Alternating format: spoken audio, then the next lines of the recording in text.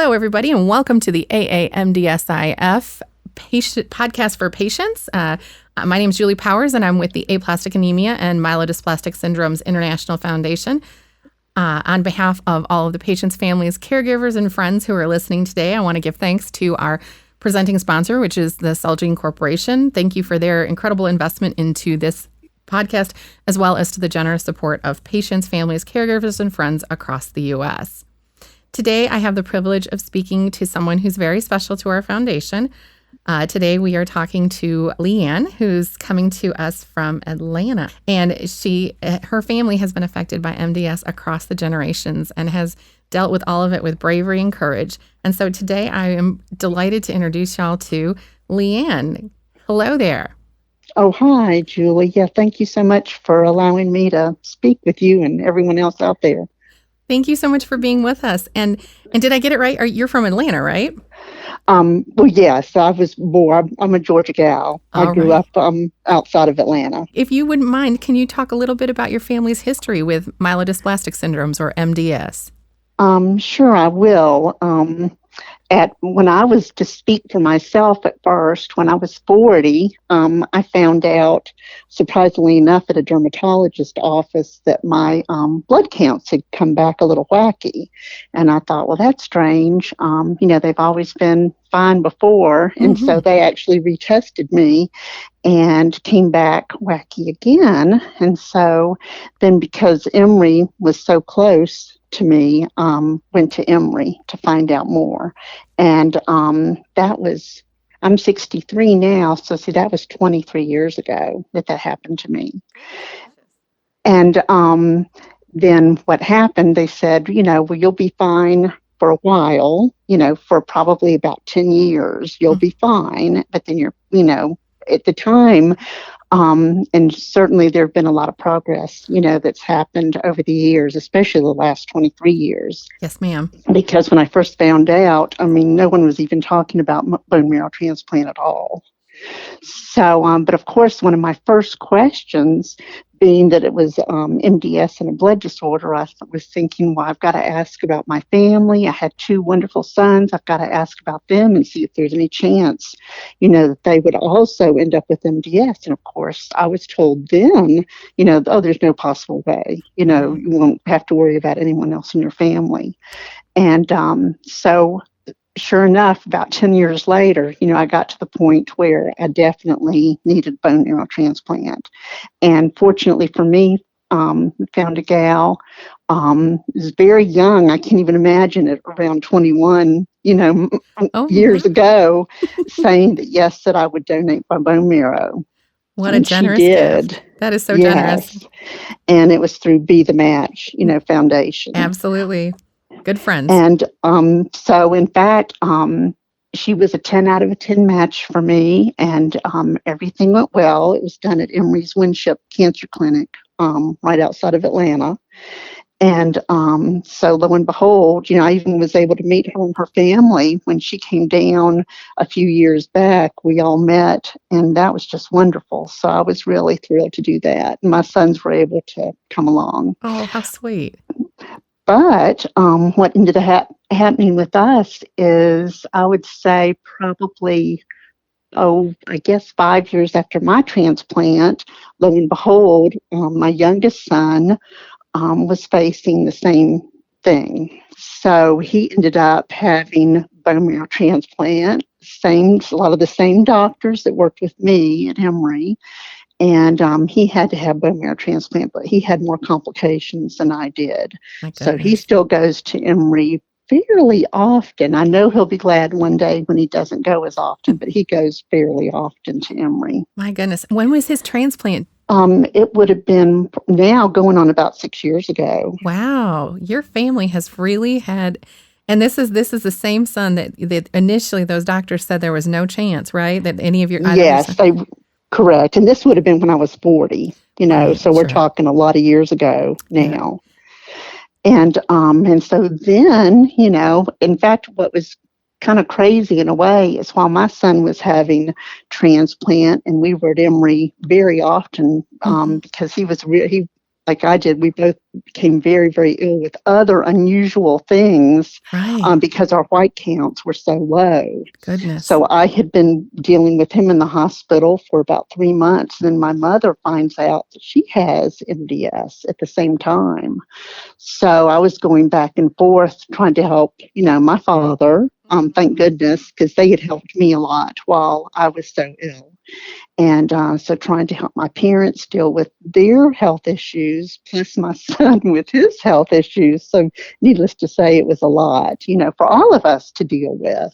That is so much. You were a double caregiver plus taking care of yourself as a patient. So, thank goodness my father at the time was still, in good health, and he was taking my mother to most of her appointments, at the Sure. time. But I've been thinking a lot since, the past week of what kind of helped, I guess, all of us get through everything that we had to deal with. And I remember thinking, okay, if I can just, get through everything I have to do today and just look at today, don't focus on, 2 weeks out or a month out or a year out, just think, okay, what do we have to do today and deal with that? And then wake up the next day and say, okay, we're going to get through this day too, and keep a really great sense of humor about everything, although sometimes it's hard to do that. Yes, ma'am. But find the funny things and the silly things, that come up and that you have to, you can laugh about too. I love that. I think that's such good life advice. Take each day as it comes and laugh whenever you can. Definitely, definitely. So, but we're here, I'm here sadly, my mother passed away about 3 years Oh, I'm ago. so sorry for the loss. And so at that time I had, in fact, I moved out to Loganville, which is about 60 miles from where I live, to live with my mom and dad and help both of them, because I had told my mom, that I would just help her as much as I possibly could, and my dad too. Sure. So, so anyway, but we're still, my sons are doing great, and Good. I'm so thankful, for both of them. And try to see, my youngest son. He lives downtown Atlanta, so he's not too far from me. Your family is obviously very close, and I just think that speaks to one of those other ways that that help our patients, that we hear our patients tell us, is their family connections. Yes, and then I had some good friends who were there all the time. Were really there when I couldn't. When I needed to be close to Emory and not be far away, I had a really good girlfriend. She said, you know what, you can just use our upstairs bedroom. That's yours. We're there for you. And she was a retired nurse. So talk about lucky. That was perfect for me. And she also gave up the same bedroom when my son needed his transplant also. So I have to give a shout out to her too. That's lovely. I'm so glad. Isn't it nice when those kinds of things happen? And her being a retired nurse sure probably gave you some peace of mind as you all were dealing with the after effects of bone marrow transplant. Yeah, she sure did. So when you went through transplant, how long were you in the hospital? I guess now I was in the hospital a lot before. Right, of course. On, yes. Okay, ma'am. Because I ended up catching something from my cats called toxoplasmosis. But at the time, they had a hard time figuring out what in the world I had. It's interesting because now there are warnings, on cat litter about toxoplasmosis, but I had never heard the word before. But I was in the hospital for probably right about a month, when I had my transplant, because you have to be so careful about infection. Yes, ma'am. Now, you said that since your transplant, you had some, forgive me if I'm not saying this right, you said you had some unusual side effects, and I know the toxoplasmosis was one of them. Did you experience anything else after transplant? No, I really didn't have to. My son had a lot more that he had to deal with after his transplant than I did. He still goes to Emory about there'd been just hundreds and hundreds and hundreds of appointments for him. But he's at the point where now he goes about every 2 months he can go. So that's good. Well, I want there's so much emerging in learning in transplant world. about the best practices and ways to reduce after transplant side effects, even in the last just few years. So I hope that all of the lessons learned help future patients who experience transplant and not have side effects like your son's experiencing. He's signed up now for a brand new clinical trial for some eye drops. Really? Because he has a lot of dry eye, and everything that he's tried over the counter has just not worked well enough. And in talking to his doctors at Emory, he just did about a month ago, he's supposed to start this new eye drop very, very soon. Now, he might get a placebo or he might get the real eye drop. We don't know which. Right. But, hopefully he may get the real eye drop, and hopefully that's going to help him because, his eyes bother him a lot. That's a really good point. I'm so glad you mentioned it, Leigh Ann, is that for some patients who go through bone marrow transplant, one of the side effects is called graft versus host disease, which is what I think your son has experienced, and eye issues are one of those things. And I just want, for folks who might be listening or thinking about their own transplant, I think it's inspiring that your son is doing a clinical trial, because brave souls like him are the reason that we learn and that we can have better treatment. So if you would, on behalf of the foundation, please give him our 3 cheers for being a hero for future transplant patients. Because that's thank so you for important. saying that. He really is. I will. It is so important. Clinical trials are the backbone of that's how research happens and how new treatment options happen. And I reflect back on maybe when your dear mother was diagnosed, and there really weren't as many treatment options. The first real drug for MDS, aside from transplant, didn't happen until the 2000s. Mm-hmm. So now there's so many more coming down the pike, and transplant is a great option, of course. So I'm thrilled that it worked for your family, but again, those clinical trials are super important. So that is huge. Yes, I'm excited for him, and hoping this is going to really help. That's exciting. I'm thrilled for you. I'm just thrilled that he's getting into it. And if it works, even if he's got the placebo, then he can immediately get access to the new drug. Right.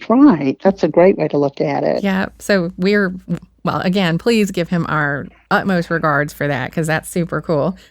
Okay, I will. Thank you. Absolutely. We've been talking to other patients about their experience with MDS. They've been really great in helping us understand what are the things that help keep them going, whether it's their faith, prayer, meditation, their friends, their family, the love of a good joke, or things like that. But for folks who are diagnosed with MDS or other bone marrow failure diseases, do you have any words of wisdom based on your family's long experience with bone marrow failure disease? Gosh, I would say, by all means, think of me finding out when I was 40 and now I'm 63. I mean, it's hard to believe that was 23 years ago for me. Sure. And here I am, older, a little bit more gray hair probably, but in pretty good health, and if you had asked me when I first found out, I would have thought 23 years from now, I wouldn't have been able to think that far ahead. So, here I am, here my son's, here in fact, he had to drop out of college and he went back to college, finished his degree, so don't ever think that, I'm just going to, give up and, not set sights, forward for, different goals and things to do, because there's always just so much hope and so many advances have been made. Absolutely. That is so lovely. Thank you so much for highlighting that hope is really where you need to be. And you are inspiring to patients everywhere.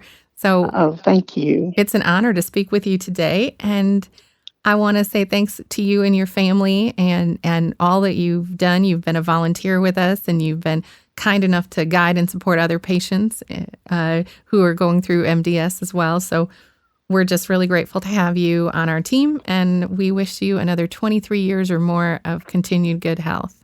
Oh, thank you so much, Julie. I really enjoyed, speaking with you, and I was glad that I could do this today. That's great. Thanks, Leigh Ann. And with that, we're going to wish you a great day, and you have a wonderful 2020. Okay, you too, Julie. Thank you so much. Okay. Thank you. Bye-bye now. Bye-bye.